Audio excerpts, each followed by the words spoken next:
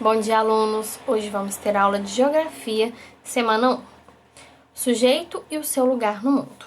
Aqui embaixo temos as orientações aos responsáveis. Dica para o estudante, e se você quiser saber mais sobre o tema, tem as referências do assunto no Quer Saber Mais. Vamos para as atividades. Diferentes lugares, espaço urbano e rural. Dentre os diferentes lugares que formam o meio em que vivemos, hoje vamos falar do meio rural e o meio urbano. Meio rural é o espaço compreendido no campo. É uma região não urbanizada, destinada a atividades da agricultura e pecuária, extrativismo, turismo rural, civicultura e conservação ambiental. É no espaço rural onde se produz grande parte dos alimentos consumidos no espaço urbano. Espaço urbano é tudo aquilo que está relacionado com a vida na cidade e com indivíduos que nela habitam, por oposição a rural, que é relativo ao campo ou interior. Atividade 1. Observe as imagens e responda. Imagem 1 e imagem 2. Todas elas têm o link embaixo de quando elas foram retiradas e as duas foram retiradas com acesso no dia 4/6/2020. Letra A. Qual das imagens representaria o meio urbano? Você vai colocar se é a imagem 1 ou se é a imagem 2. Letra B. Observe a imagem do meio rural. Descreva quais características você vê na imagem. Então, você vai observar a imagem que você falou que é rural e colocar tudo que você está enxergando dela. Você mora, letra C. Você mora no meio rural ou no meio urbano? Pensa e coloca. Cidade versus campo. Atualmente, normalmente esse xizinho entre duas palavras significa versus, por isso que eu falei cidade versus campo. Atualmente, a maior parte da população brasileira vive nas cidades, mas nem sempre foi assim. A partir da década de 60, houve um aumento na quantidade de indústrias nas cidades do Brasil. Isso atraiu a população rural, que buscava melhores condições de vida. Conforme a população urbana aumentava, crescia também a quantidade de moradias e serviços oferecidos. Esse processo resultou nas características da cidade que conhecemos hoje. Esse texto tem a fonte de Monique Lungov, que está no livro Aprender Juntos, do 3º ano de História, da editora SM, São Paulo, 2017. Diversidade dos meios urbanos e rural.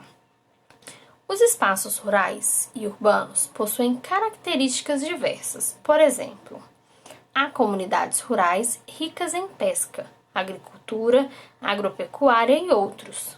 Comunidades urbanas ricas em indústrias e comércios diversificados. São as diversidades que marcam as tradições das comunidades, sejam elas urbanas ou rurais. Os elementos da paisagem resultam nos fenômenos naturais e das atividades humanas. Número 2. Marque se a figura representa uma paisagem do meio urbano ou uma paisagem do meio rural.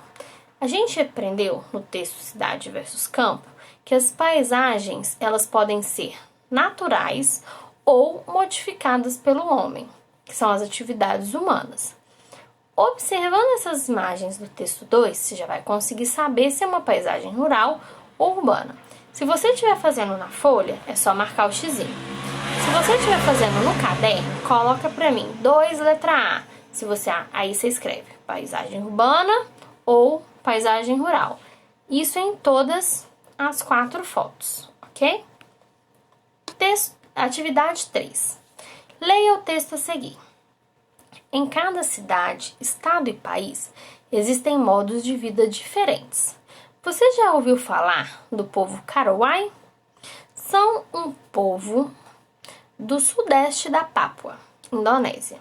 Eles têm um modo de vida bem diferente e vivem nas alturas. Karawai constroem suas casas nas alturas das copas das árvores. O trabalho de construção é feito de forma coletiva pela família. Quanto mais alta for a casa, maior será o respeito conquistado pela família. Eles têm muitas habilidades para subir até suas casas, que podem chegar até 10 metros de altura. Os recursos para a construção das casas são originados da floresta. Existem várias tradições cultivadas pelo povo Karuai. Os costumes, as lendas e os mitos são passados de geração para geração. Referência adaptação disponível no link abaixo, com acesso no dia 4/6/2020. Estão lembrando desse texto? A gente trabalhou na aula de história esse texto há umas 2 semanas atrás. Não foi exatamente esse, mas muito parecido com ele. Imagine você morando no topo de uma árvore. Quais vantagens você percebe nesse tipo de moradia? Peça ajuda à sua família para responder. Qual a tradição marcante do povo Karuai? E quais os recursos as casas são construídas? Essas perguntas também são muito parecidas com o que a gente fez nas aulas de história que estão no livro. Caso você precise, pode estar utilizando o livro para poder responder. Se você estiver fazendo na folha, responde nessas linhas. Se você estiver fazendo no caderno, coloca atividade 3 e as respostas, tá bom? Aguardo as fotos. Qualquer dúvida pode entrar em contato comigo. Beijo!